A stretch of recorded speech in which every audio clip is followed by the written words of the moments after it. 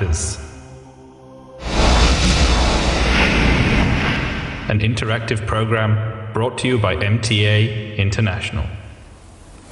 Assalamu alaikum and welcome to another edition of Faith Matters, where you, our viewers on MTA, set the agenda by the questions you ask. Jazakumullah, and thank you for the questions you've been sending in.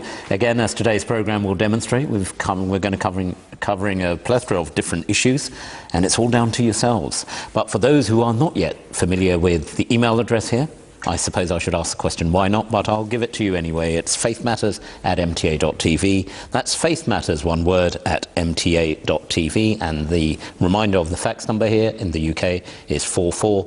For the UK, 208-687-8037.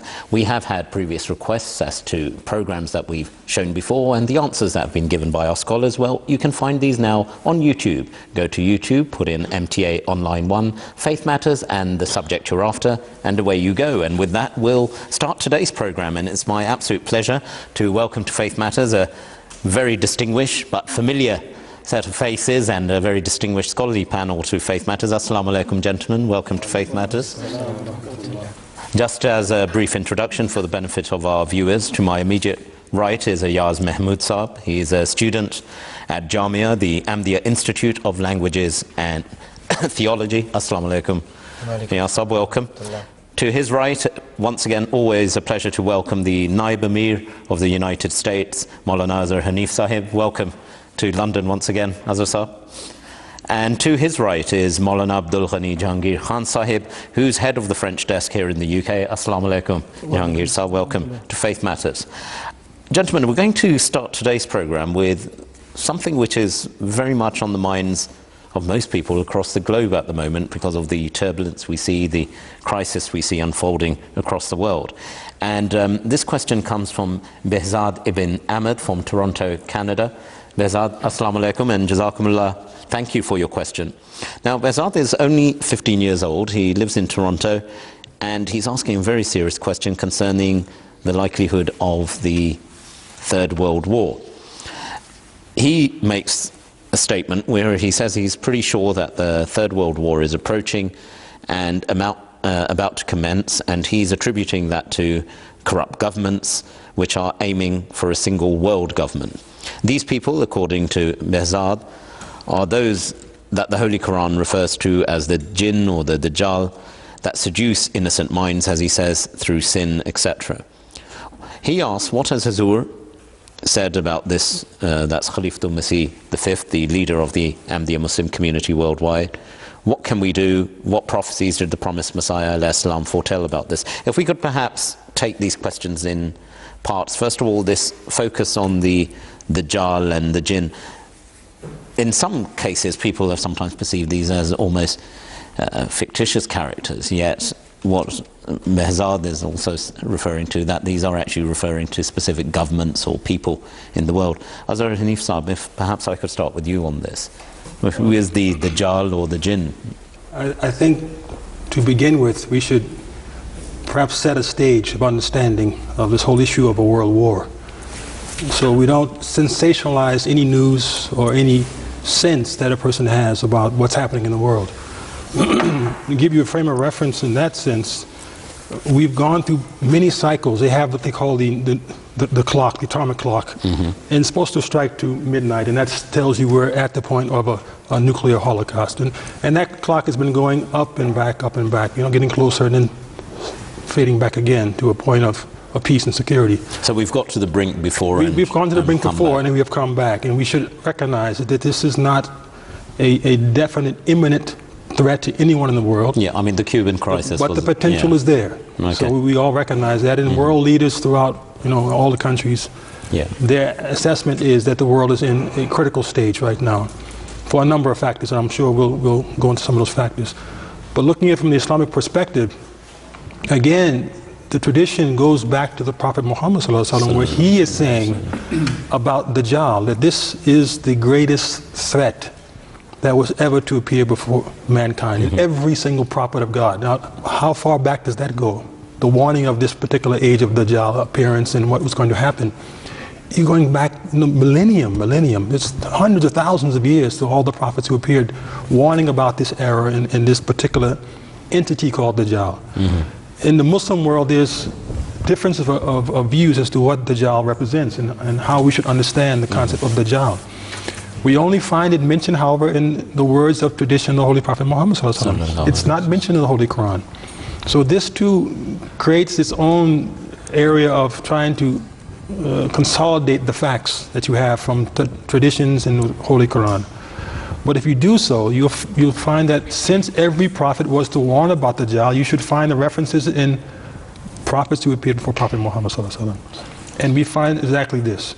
So it can be confirmed as to what view should be correct, or it has a greater sense of what we should be warned about.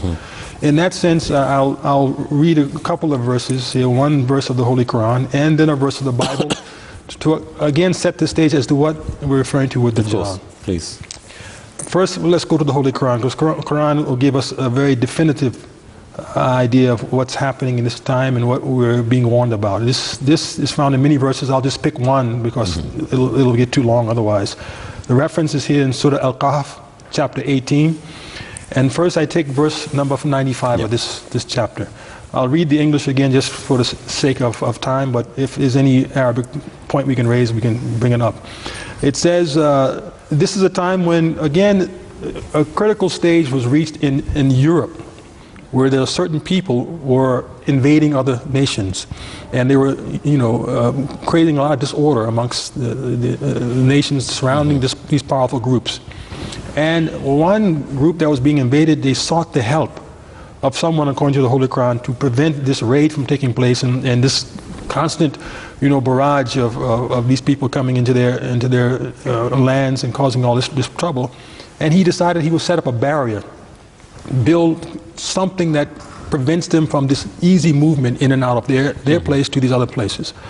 And this is the background to this verse of the Quran, which they then say, quoting, they said, "O Dhul Qarnayn." This Dhul Qarnayn was the one who was being requested to create a barrier because they're constantly invading us, and he was agreeing. So verily Gog and Magog, in Arabic is Juj and Majuj, are creating disorder in the earth. Shall we then pay thee tribute on condition that you set up a barrier between us and them? So this is the beginning of this historical point of there was a time in an area in Europe where a certain person was approached, and we know this to be one of the kings of Persia, and he was approached to set up this barrier to prevent them from coming into other lands and creating this disorder. Quran then says, so they, that is Gog and Magog, were not able to scale it, nor were they able to dig through it. Whatever this barrier was, it was you think of the wall of China, it was something of this nature. You couldn't get over it, it was such a great height, nor that it was so deep you couldn't get under it, and it stopped the movement of these people from going to other lands. Again, this is coming with a kind of a summary of all the historical events, otherwise that would be a question that will take the entire time of this session. The Quran then says, thereupon he said, this is a mercy from my Lord. But when the promise of my Lord shall come to pass, he will break it into pieces. That wall is going to come down. Whatever stopped them from moving freely into the earth is no longer going to be there. And then he says, and the promise of my Lord is certainly true, and on that day we shall leave some of them to surge against others, and the trumpet will be blown, then shall we gather them all together. And on that day we shall present hell face to face to disbelievers. It's really quite, toward the end of this, a graphic scene, if you can now begin to see what's happening. The barrier is going to come down. The people who were prevented from free movement and these raids, marauding trips against other nations, that will end, and they'll have free movement once again. We look at these verses, and according to traditions of the Holy Prophet Muhammad when he begins to speak about Dajjal, the references in this verse and other verses of the Quran speak to that area in Europe of those groups who live in the Caucasus regions, particularly the region in Russia and these areas. They were prevented, but in the future it's saying during this latter time, which we're going to see develop, they will have free access again to move and to raid people or to invade people. And yet that would precipitate world events, reactions and counter-reactions, which ultimately would lead us to what we're having today.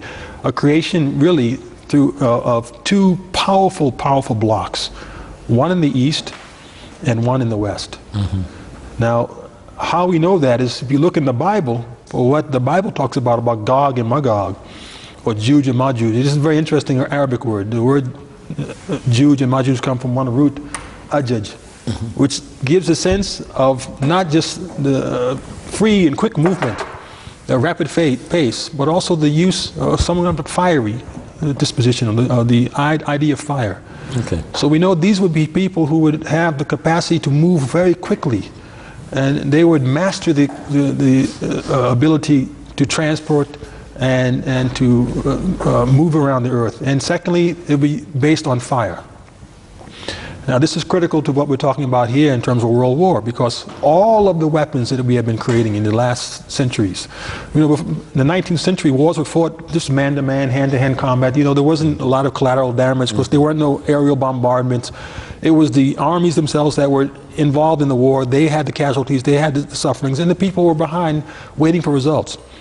All that has changed in the new armaments and the new weapons that we've created. That even the innocent people who are thousands of miles away can be affected now by the nuclear blast and the radiation that would come from that. So this is really something which is quite unique to our age, and it speaks to the issue of atomic or nuclear warfare. That this is based on the harnessing of the energies of nature, the energy of fire, or the capacity to destroy and burn and etc.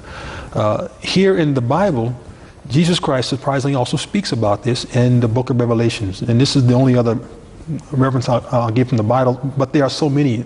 If you would like to look at the chapter Ezekiel, chapter 38 and 39, it speaks all about this issue of Gog and Magog and what they're supposed to do and how they're supposed to do it. It's a very clear description of it in the book of Ezekiel. But here, in the book of Revelations, again quoting, it says, when the 1,000 years are over, this is verse number 7, chapter 20 of Revelations. When the 1,000 years are over, Satan will be released from his prison. This 1,000 years is very critical to, again, Gog and Magog. Gog and Magog and Dajjal are the names of two aspects of a powerful group that would begin to dominate the world. Dajjal is mentioned in Hadith to indicate its nature in terms of theology. It would be based on complete deception and a kind of a breaking away from truths that were established by the prophets of God. In this sense, we believe it's the truth that Jesus Christ himself came to believe in one God and to worship one God, but then he became the source of worship himself. And this whole theology was created that was all based on falsehood. But that falsehood dominated the world and still dominates for the most part as a theology. However, what was interesting, Qutb the second caliph of our Jamaat, he said initially this group would attack the faith of Islam with the hope of kind of, gaining superiority, ascendancy over the religion of Islam. But the result would be eventually, by attacking the religion of Islam, they would destroy the religion altogether, even their own religion. And it would become weaker and weaker until eventually people would turn away from religion, and that's what we're seeing now. A world of agnosticism or atheism. And it all came out of this first attack on the faith that came here to really save mankind and to save Jesus from this thought that he is a son of God, literally sitting on God's right hand. The last part, however, where it says the 1,000 years, the Holy Prophet Muhammad, he said that the first 3 centuries of Islam would be the years of ascendancy, and then a decline would set in, to the end of which it's almost as if faith has gone up to the highest heavens. It's no longer even to be found on earth, just in a very, again, nominal, superficial way, in the book, in teachings, in the mosques, everything. And it's in this 1,000 years that those who were in Europe, in their dark ages, all of a sudden they got light again, supposedly. They again got power. They got the capacity to move. They created new weapons, new armaments, new means of transportation, communication. Everything was being developed by this group, and they dominated the earth from that century, from the 17th on up to now, and we see they continue to dominate. So that 1,000-year period mentioned here in the Bible is also mentioned in the Holy Quran in another reference of 1,000 years. But let me just finish this passage, because I know my colleagues have so much to say on the subject, and it is a very important subject that this young man is talking about. And I mean, I feel for him, that young people looking at their world, and we're growing up as young people, we're thinking about, where's the next meal coming from, and where's the next place to go and be with your friends and have a good time. Not worrying about tomorrow could be the last day on earth for you. And this is something no young person should have to really worry about. And so I recognize his concerns. But here the verse says, and it completes by saying, Satan will be released from his prison and will go out to deceive the nations in the four corners of the earth. Gog and Magog. When this word is used here, deceive the nations, this is the exact meaning of Dajjal. So the Bible links deception with this Gog and Magog and says he's going to go throughout the entire earth with this deception and to gather them for battle. So now it's clear again that this is not just a group going out here with goodwill and peace on earth. They're going out here with an intention to dominate and destroy, like they used to do back in the day when that prophet was asked, or that person was asked to put up a barrier, because they have this design to create problems on earth and create disorder in our nations. It says then, in number they are like the sand on the seashore. They marched across the breadth of the earth and surrounded the camp of God's people, the city he loves. But fire came down from heaven and devoured them, and the devil who deceived them was thrown into the lake of burning sulfur, where the beast and the false prophet had been thrown. So the end of all this is what he fears. Somehow this particular movement of Dajjal and Gog and Magog, Dajjal being its theological view or its religious perspective, Gog and Magog being the greatest threat. It'll be a political threat. It'll be a group of people who will try to dominate the earth, and that domination will lead into wars and warfares. And this is what we're seeing now. It's checking this movement of a people whose intention is to dominate through weapons that they've created. That's led us to the state we are today, where we have these two powerful blocks for a long time. And in the Bible it mentions that Gog and Magog are from the Eastern Bloc, Russia. Moscow is mentioned in the scripture. Tobal is mentioned, so there's the eastern part of Russia and the western part of Russia, and they're blocks. So you say communist China and Korea and all these blocks, and the western blocks now, who are also setting to defend. It's also interesting, if I could just interject here, that there are actually statues of Gog and Magog in London, of all places on earth. There are two statues which have been erected for them. MashaAllah. Yes. Just to show that we're the ones, Yes. Well, we should be the ones to answer this question, I guess. That's also an indication. And this is the background to the question that he's asking about the Dajjal and the jinn. The jinn being, again, of a fiery nature or a powerful group that's normally unseen, but their influence is also felt. And so the jinn and the men in the Quran are warned that you two great powerful blocks, the time will come when you will clash. And you'll clash because of these issues we're talking about. Their intention is not peaceful, it's bent toward warfare and destruction and domination. And that leads to conflicts naturally that's going to be created in the world, and that's what we're seeing now in a sense. Jazakallah Zarsab for a very detailed answer, and I think that was quite necessary in setting the context of the question, a serious one at that, and I think it's quite appropriate as well that you highlighted that's the decline of the moral fabric of societies and the basis or the values which often everyone talks about, which is actually the basis for increasing influence, that it's based on corruption and actually, as to quote Behzad, he talked about seducing innocent minds. Yasab, if I could come to you with this. We see matters unfolding in the world. We've seen very graphically and based on the Holy Scriptures, not just of Islam, the Holy Quran, but the Bible as well, that this is something which is prevalent and relevant to all people of all faiths. What can we do? Is there a solution? Is there an aversion? I'm minded by the fact that it was most famously said that if there was a third world war, fought with fire, as we've said. Any fourth world war would be fought with sticks and stones. What can we do to avert it? You see, Azhar Anis Sahib has very eloquently mentioned the factors which are playing their role in producing this conflict which we see in the world. It is obvious that conflict has factors with which it develops. So we have to tackle those factors, analyze those factors, and see the root cause behind why these issues are sprouting up now. And if we can analyze and iron those things out, figure out what those factors are which are resulting in this conflict, and then rectify those issues, then of course conflict will cease to exist. This is a very logical interpretation of this issue. So what are the factors? Hazrat Khalifatul Masih II, the head of the Ahmadiyya Muslim community, the second caliph of the promised Messiah alayhi salam, has delivered a speech, a magnificent speech. And the title of that speech is that how world peace can be developed.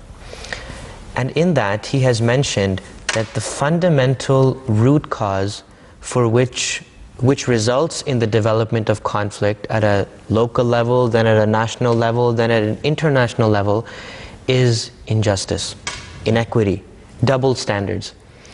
And Hazrat Muslim Maud radiallahu anhu has mentioned that we see that the League of Nations was produced.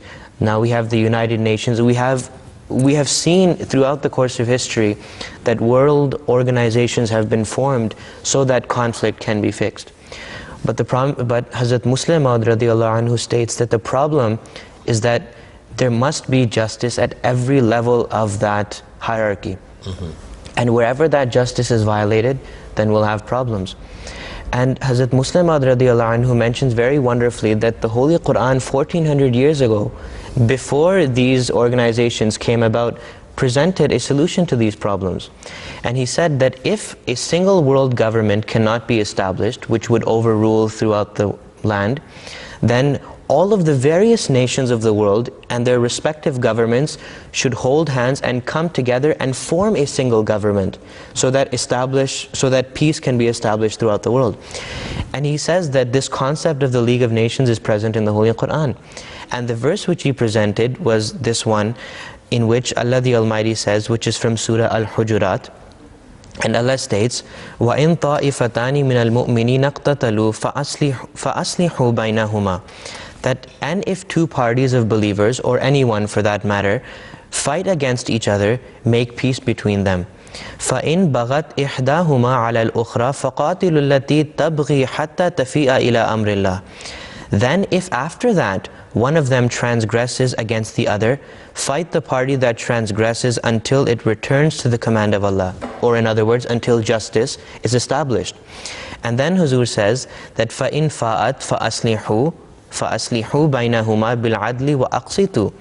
That, and if that party returns, then deal with equity and justice. Verily Allah loves those who are just. إِنَّ اللَّهَ يُحِبُّ الْمُقْسِطِينَ. So this is very important, that everybody must be just and equality must, because when you have inequality, then you have unrest. You have, the citizens of that state will feel as if they should uprise to find their basic human rights.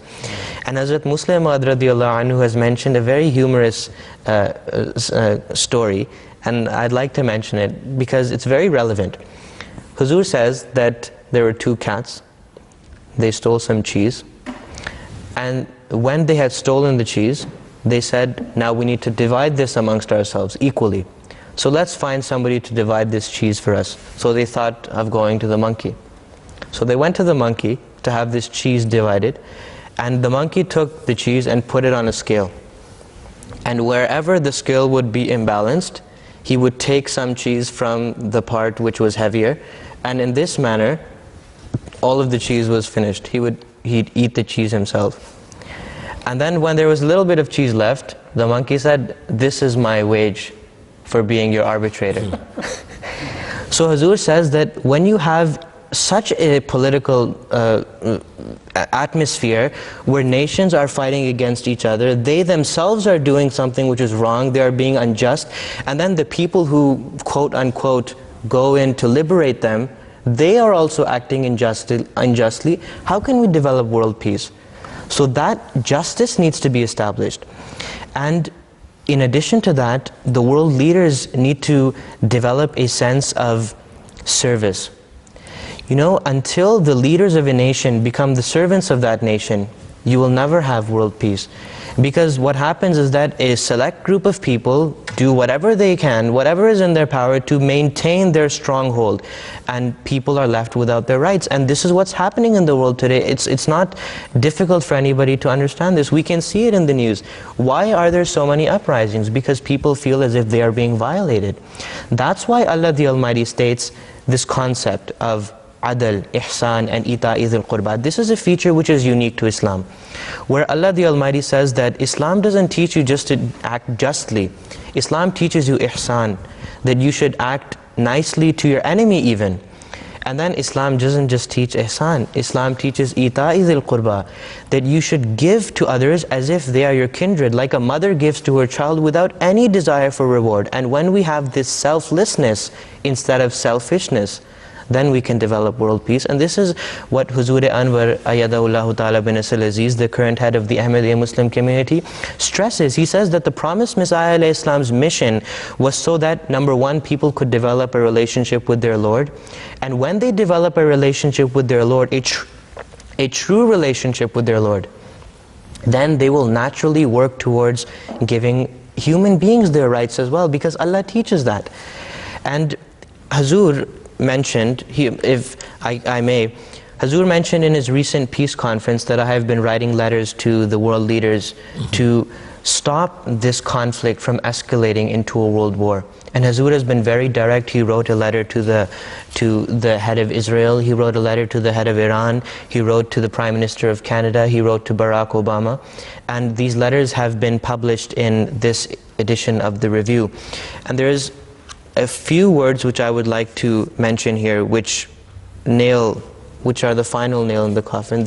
There's no need for any further explanation after this. Huzur mentions very directly, he says, writing to President Barack Obama, that my request to you, and indeed to all world leaders, is that instead of using force to suppress other nations, use diplomacy, dialogue, and wisdom. And when we do these things with a sincere heart, then we will be able to remove injustice, we will be able to develop peace, we will be able to alleviate the suffering of mankind. Jazakallah, Yasab. And Jahangir Sahib, if I could come to you, perhaps we've already reflected on this, that, you know, through the prophecies that existed, we hear the words of justice and that nations uniting together. Reminds me of the United Nations, which are Yasab. Justice, we have an international court of justice. So it almost seems like the tools for delivery are there, but the desire to implement them perhaps with the effectiveness isn't. And that's what's missing. And Yasab rightly pointed to the second caliph of the Ahmadiyya Muslim community, referred to as Hazrat Muslim Maud, the promised son, what he said. And also the current spiritual head of the Ahmadiyya Muslim community, Hazrat Mirza Masroor Ahmad. But going back to the time of perhaps some of the prophecies, and let us reflect on that. And as Ahmadi Muslims, we believe that the arrival of the promised Messiah, Hazrat Mirza Ghulam Ahmad, was exactly as prophesied by the Holy Prophet of Islam, Prophet Muhammad sallallahu alaihi wasallam. Indeed, all great faiths. And this renaissance of Islam was to avert the kind of situations we are now seeing, to bring Islam back from the dark ages, which Azhar Sahib referred to.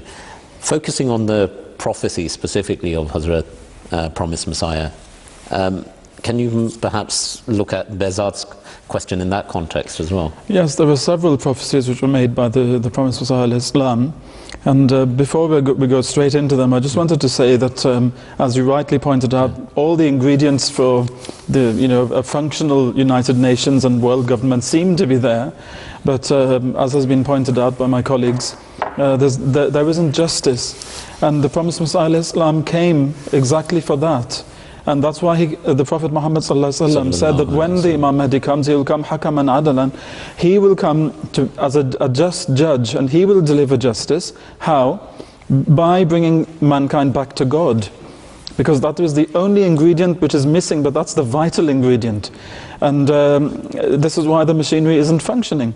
They don't believe in God, with a true belief, and therefore their egos are having the upper hand on their doings, on their actions. And from their egocentrism, you can see racism being born, and all sorts of injustice being born out of that as well, and a sense of superiority, a false sense of superiority or inferiority, and all these things are preventing the justice from being dispensed as it should be. So the Prophet ﷺ told people, he did make prophecies, to come to the prophecies now, but he said that the prophecies I'm making are all conditional. They will be conditional upon the people paying heed and actually being willing to change themselves.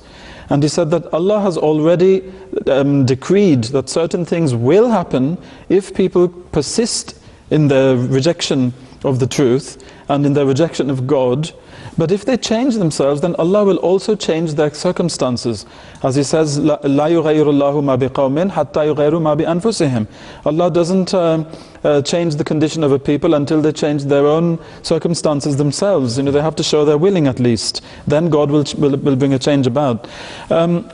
There were several prophecies. There were some references which my esteemed colleague Yasab has here, which we can come to in a little while, perhaps, which refer to several earthquakes which were spoken of by the Prophet ﷺ. But he did qualify these as saying that they didn't necessarily mean earthquakes per se. They could also refer to, because of the word in the Arabic language, zilzal or zalzala, it could also refer to a great upheaval as a war, for example. It could be other calamities too. But he spoke of 5 of them, and we might go into the details of those in a little while. One which is quite a graphic prophecy, which we find in his book, Haqiqatul Wahi. And it can be found on pages 256, 257 in the original version. Here the Prophet ﷺ gives a very dire warning to the world, and I'd like to read out the wording of this because it deserves to be heard by one and all, I believe. So the Prophet ﷺ says, he says, "Remember, God has informed me of many earthquakes," as I had been saying. "Rest assured, therefore, that as earthquakes have shaken America and Europe, so will they shake Asia. Some of them will resemble the day of doom. So many people will die that rivulets of blood shall flow. Even the birds and the beasts will not be immune against this death. Havoc shall sweep the surface of the earth, which shall be the greatest since the birth of man. Habitations shall be demolished as if no one had ever lived in them. This will be accompanied by many other terrible calamities which the earth and the heavens will send forth, till their extraordinary nature will become evident to every reasonable man. All the literature of science and philosophy shall fail to show their like. Then mankind shall be sore distressed and wonder what is going to happen. Many shall escape and many shall perish. The days are near, in fact, I can see them close at hand, when the world shall witness a terrible sight. Not only earthquakes, but also many fearsome calamities shall overtake man, some from the skies and some from the earth. This will happen because people have stopped worshipping their true God and have become lost in the affairs of the world with all their heart and their effort and intent. If I had not come, these afflictions would perhaps have been delayed a little. But with my coming, the secret purposes of an affronted God, which were hidden so far, became manifest. Says God, we never punish unless we send a messenger. And this is in the Holy Quran. Those who repent shall find security, and those who fear before calamity overtakes them shall be shown mercy. Do you think, he says, you will be immune from these calamities? Or can you save yourselves through artifice or design? Indeed not. That day all human schemes shall fail. Think not that earthquakes visited America and other continents, but that your own country shall remain secure. Indeed, you may experience a greater hardship.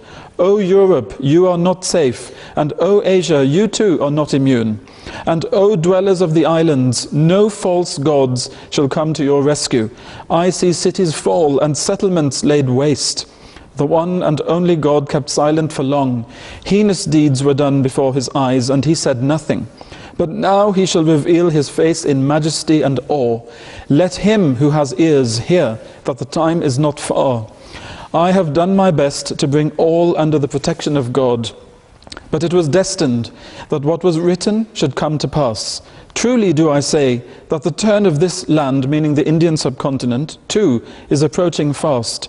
The times of Noah shall reappear before your eyes, and your own eyes will be witnesses to the calamity that overtook the cities of Lot. But God is slow in his wrath. Repent that you may be shown mercy. He who does not fear him is dead, not alive. So as I said, that's a very graphic prediction made by the Prophet ﷺ, and we can see clearly that it means nuclear war, because it would only be through nuclear war that whole tracts of land could be devoid of life, that even the birds and the animals would be completely wiped out, as he is mentioning here. So really, we have to realize that the time now is to turn to God, to repent before it's too late. There is always a little time left for us to do this. As Sahib has said, it seems that now we're standing once again on the brink of that precipice. But still, God is merciful. And all he's asking is that we should come back to him, to come back to justice, to true love between different segments of mankind. And then the calamity which is impending will be averted, inshallah. Jazakallah, Jahangir Sahib. In Behzad's final question, I mean, Jahangir Sahib's already alluded to it, and I think the narrative there from the Promised Messiah needs no further explanation. But in terms of aversion, God is merciful. Why would he allow his people to destroy themselves? So how do we solve this? Behzad asks the question, if an atomic bomb is then used, or nuclear weapons, what is Qiyamah? How will the true Islam and the renaissance of Islam spread? And he goes on to say many other questions, and perhaps, Yasab, when you're answering, also take in Maria Khan. Assalamu alaikum, Maria. You've asked, who's in Toronto in Canada, has also asked the question, which is quite relevant perhaps. She's seen various newscasts on the fact that Hazur, the letters we've been referred to, has written, which you referred to various leaders. She referred specifically to the one written to the Prime Minister of Israel, Benjamin Netanyahu. She also then asked, can our prayers stop the war? So here we are, we're reaching this kind of position whereby the threat of nuclear warfare is, by day at times, some would argue, getting nearer. How can it be averted, and how will Islam then spread if the world is destroyed? And can prayers, as Maria asks, avert this catastrophe?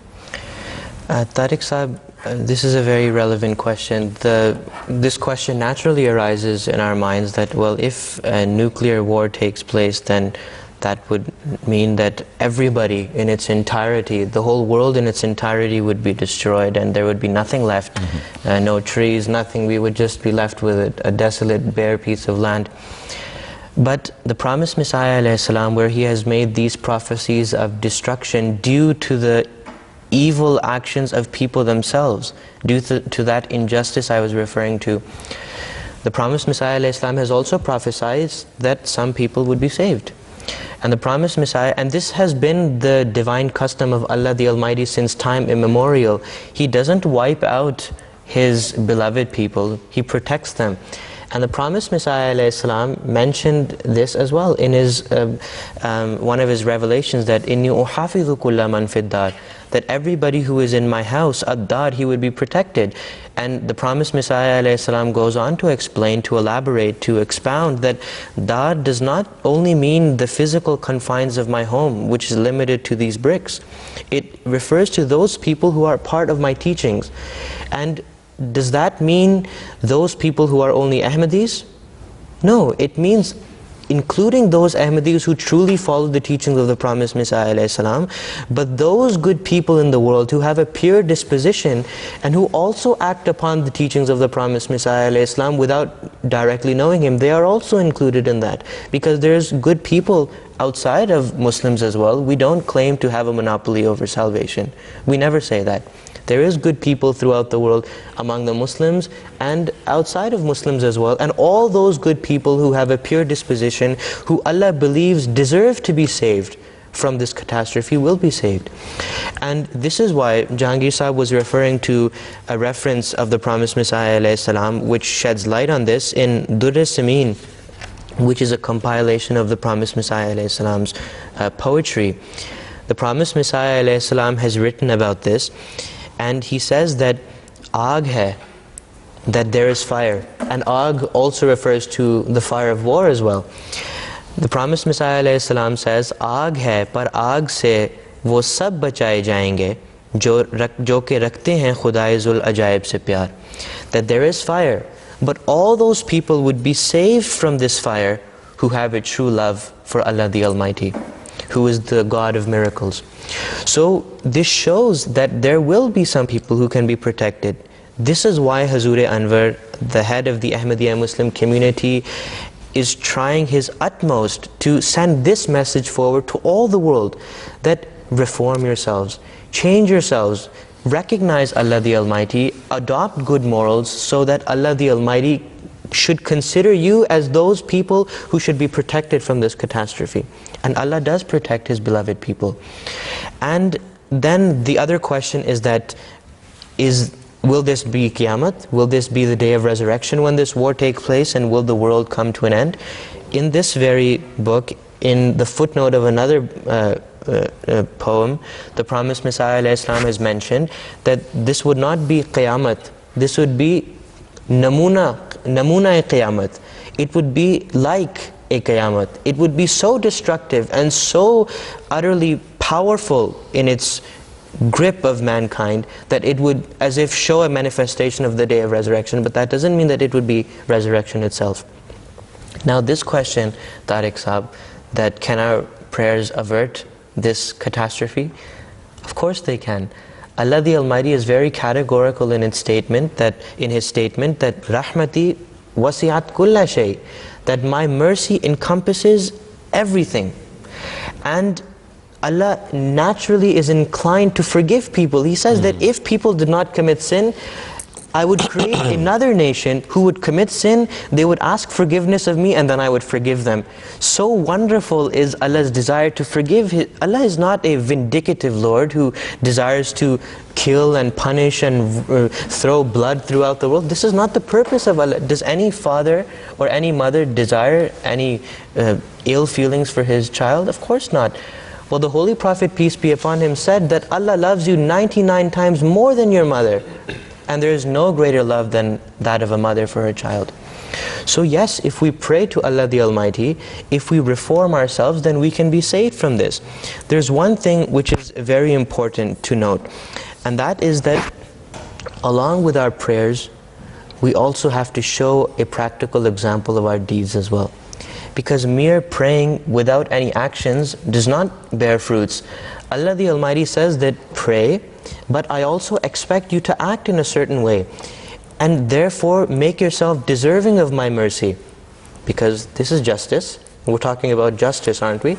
But Allah's justice is so beautiful that He gives you more than what you deserve for. So even if we move a little bit towards our Lord, Allah runs towards us. This is the picture which the Prophet Muhammad ﷺ has painted in the ahadith.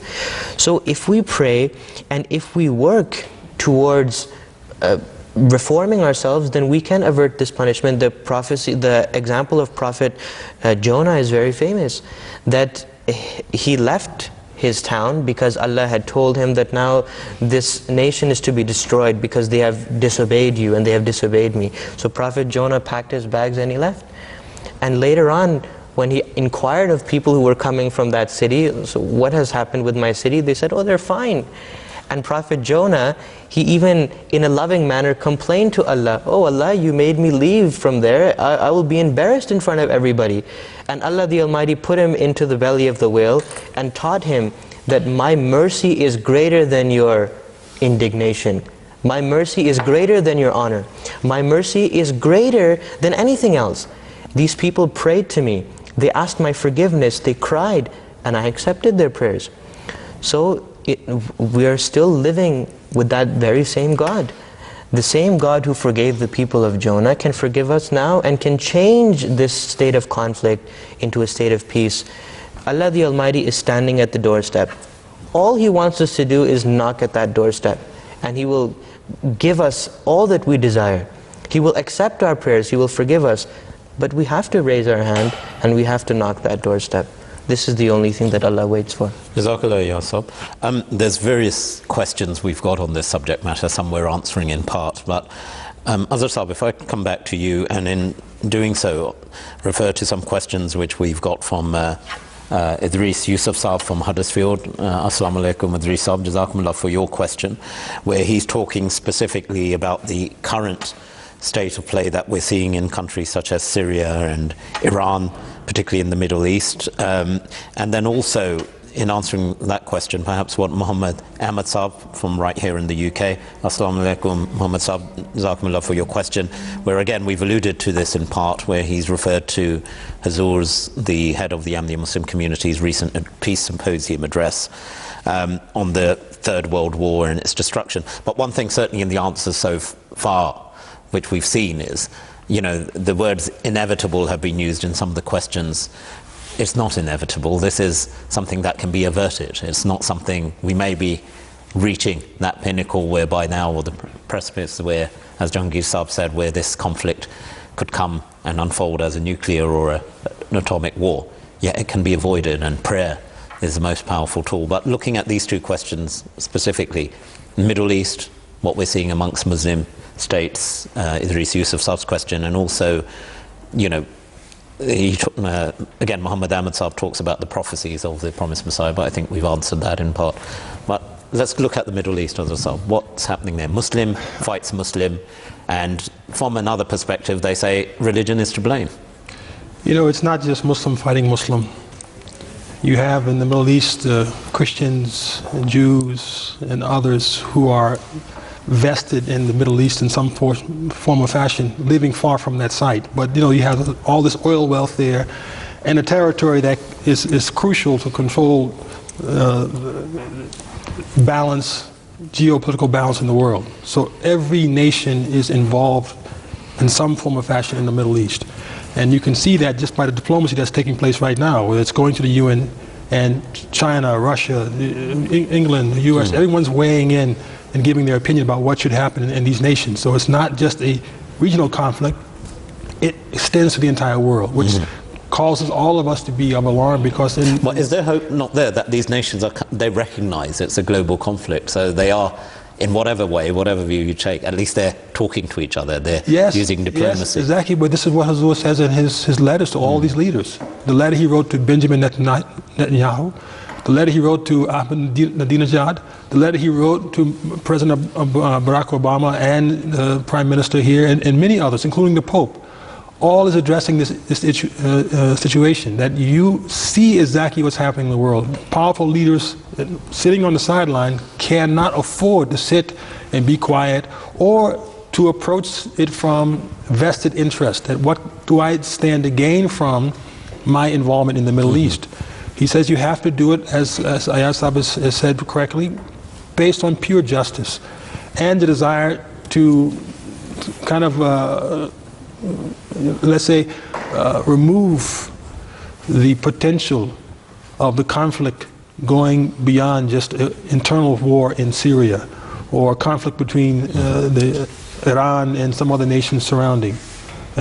This will lead to potentially pressure on those nations who right now have in their hands the buttons that can, you know, shoot these missiles off, and that will create its own domino effect. So yes, we definitely agree that nothing is written in stone. All the prophecies which Jahangir Saab has mentioned, all the points which he has raised, alludes to the fact that Allah subhanahu wa ta'ala is merciful and He desires mercy, and He's telling us that, look, it's your choice now. He won't force us, but He's telling us to use the wisdom. And to me, this is the critical point that people probably are forgetting, that nothing is inevitable, but if man continues along this path, then yes, we can see the end of the consequence of these actions. We can understand. A 15-year-old boy from Canada can see what's happening. The writing's so clear on the wall. He's not a scholar of any measure, but he can see things very clearly. In papers here in England and in the US, they've already derived a whole scenario that if Israel attacks Iran, this is what's going to happen. They've given us the whole scenario, so it's very clear. The point is, however, that what should we understand from it in terms of Islamic perspective? The Muslims have also been warned that we should be united as a body. And we've been warned against this very issue that he's raising, that how can you as a Muslim fight and kill another Muslim? The Holy Prophet Muhammad said, if you kill a Muslim intentionally, then your reward is going to hellfire. Hellfire doesn't have to be in the next world, it's in this very world. The consequence of all these battles within these Muslim nations has been the spilling of so much blood and the creating of so much animus and hatred, and the cycle now continues, whereas it could have stopped from day one by recognizing this is a Muslim, I'm a Muslim. We are, according to our faith, supposed to be in harmony with each other. I cannot be a Muslim and just love my God, I have to love my fellow Muslim. There's so many traditions, all of us know. How have they forgotten? They've gone away from the body of the traditions and got caught up in these deceptive traps that have been laid around the world. And this is part of the problem too. When we talk about Dajjal and all these things, Dajjal, the deceptive forces in the world have entered these nations and have used them sometimes as puppets to play, to fight one another and divide them as well. And to divide them, weaken them, and then you can come and dominate their lands, control their resources, do so many things. That's the unfortunate political part that Western nations are being asked to look at carefully. What advantage do you have? You're trying to get a loaf of bread. You say you want to get half a loaf of bread, but if you're not careful, you're going to lose everything. So it's better for you to leave your half a loaf alone and keep your peace and security and your livelihood, your nations intact, rather than keep playing these games. Now, I say this with a little bit of tinge of, I would say, deep pain and frustration for the Muslims themselves, that they have fallen into this trap, and they are creating a wave that can lead to this world war as well. And you would hope that they would have a better sense as well about what's going on and would pull back. And if they pull back, then the prophecies about what could happen in Sham. Syria, doesn't this mean Syria? The Sham of the time of the Holy Prophet Muhammad was a huge area that comprised, what we say, 4 nations now: Syria, Jordan, Syria, all these nations, Lebanon, they're all in Sham. So any of these areas which right now are hotbeds, they're just so unstable. One of the prophecies you mentioned before in Ezekiel, I think it was, yes. The Israelites were warned as well that when Gog and Magog start turning their face towards you, then you should turn your face away from them. Yes. But they didn't listen, and the Prophet Muhammad said the same as well. He gave to the Muslims, he said that be careful. He told them about the Dajjal. There's one hadith, for example, which is muttafiq alayh, which is mentioned in most of the recognized collections of hadith, and it says here that the Dajjal will come, as the Prophet ﷺ said, from the eastern side with the intention of attacking Medina. He will get down behind Uhud. Then the angels will turn his face towards Syria, and then he will perish. So he's right, to think that at this time, is this bleeding to the end now? Yes. It seems to. We can't be absolutely sure because it's conditional, but all the ingredients are there. The attention of Gog and Magog and the Dajjal is on that Syrian area and the countries around because of the oil, because of the geopolitics, etc. And now something is happening in Syria. Will this spell the end for the Dajjal and Gog and Magog? It seems so. But just on that point, Jahangir Sahib, we're in the sort of last throes of the program, but the ingredients, we're back to the ingredients again. Earlier we talked about the ingredients of hope, justice, and that the tools are already there, and there are the ingredients of destruction. How can the balance be tilted in what we all hope is towards hope? Well, we've said it, I'll say it again, it's never too late to become just. It's never too late to stop being greedy, to stop looking towards the wealth of others and trying to get them by any means. This has to stop. And you see, nature has a way of eliminating those that create an unbalance as well. This is the law created by Allah.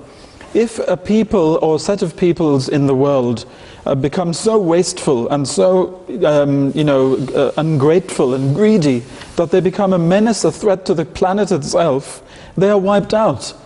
And they're replaced by others who are not like that. And so this is what people should really be looking at. Everyone can see that if they continue their wasteful, greedy lifestyles as they are now, and all the governments of the world are trying to pursue this kind of a, you know, of a way to live, if that continues, the planet itself will disappear, it will be finished, everything on it will go, and very soon, sooner rather than later. And so therefore, if they don't change that now, they themselves will be wiped out, because God also has mercy on his other creatures too. It's not just the human race, it's also any other living creature on this earth. But he has most of all mercy for those who believe in him, those who follow his ways, those who are a mercy to all other creatures. Why would he not save them? So this is the opportunity now for people to become those people who are merciful towards everybody, towards other creatures, towards everything. They can take it or leave it, but if they leave it, they will be wiped out. If they take it, they will be saved, inshallah. وَأَمَّا مَا يَنْفَعُ النَّاسُ فَيَمْكُثُ فِي الْأَرْضِ. The Holy Quran clearly states that anybody who is beneficial to other people, Allah keeps them on the earth so that they can continue. Only the dross and the scum is removed, and that is what, you know, washed away. So it's their choice, you know. We can't force anybody, but the facts are there. Everyone can see where this is leading, what this is leading to. And we shouldn't again feel that even if it would happen, World War III would happen, we have to be very clear. We don't believe, like the Christian philosophy, that this is Armageddon and the entire earth will be wiped out. We don't believe Allah has this plan, because even the Bible says you will hear of wars and rumors of wars, and nation will rise against nation and brother against brother, yet the end is not yet. Yeah. Jesus himself says that if even all these things happen, it's still not the end. It'll be terrible destruction. But someone will be there to pick up the pieces and replenish this earth with, as he says, righteous people who have now seen this. I mean, in 9/11 in the USA, after that one plane struck the tower, and then the second one struck the tower, 3,000 people lost their lives. On the next day, New York City was the most loving and kind and gentle people on earth you could never imagine, because they had suffered such a tremendous event in loss of life, that they were turning, as he said, back to God, back to human values. It puts things into perspective, doesn't it? And so in this scenario, if it is magnified around the world, you can sense that people will recognize that we were falling in line with the wrong piper here and going down the wrong path. We need to turn back to God. And this is what the Prophet says. If you do that, even now, even today, as Huzur is warning all these people, as the Holy Prophet Muhammad warned all the leaders of Islam when he sent letters out to them, that if you follow this, you'll be safe. And surprisingly, all those leaders who read his letter and kept them with respect, their kingdoms were saved. And those who tore them up and disrespected, they were destroyed. So this is what we're seeing even in this day. And it seems apt to me, gentlemen, as we come to the end of the program, that we end on that hope, on the prayer, that such things, such tragedies, what we see unfolding today, can be averted, and they can be averted through prayer and turning to justice and to God Almighty, as all Muslims, indeed people of all faith, believe. Gentlemen, thank you for your very detailed answers in what is a very serious situation confronting the world, but we all live in hope. And indeed, to the viewers and the people who've asked the questions, Jazakumullah for raising these questions today, pertinent to the hour, pertinent to the current state of the world. But Jazakumullah, and thank you for your questions. Just as a reminder again for our viewers at home, faithmatters@mta.tv is the email, and a reminder once more of the facts. It's 44 for the UK, 208-687-8037. Jahangir Saab, Azhar Saab, Ayaz Saab, Jazakumullah for your very detailed and scholarly answers, and thank you to you at your home for your questions. I end, if I may, we've talked about America and we've talked about the US playing such a big role. I end in these words, which is, good faith and justice towards all nations will ultimately cultivate peace and harmony for all. The words of George Washington. Until the next time, from all of us on Faith Matters, Assalamu alaikum.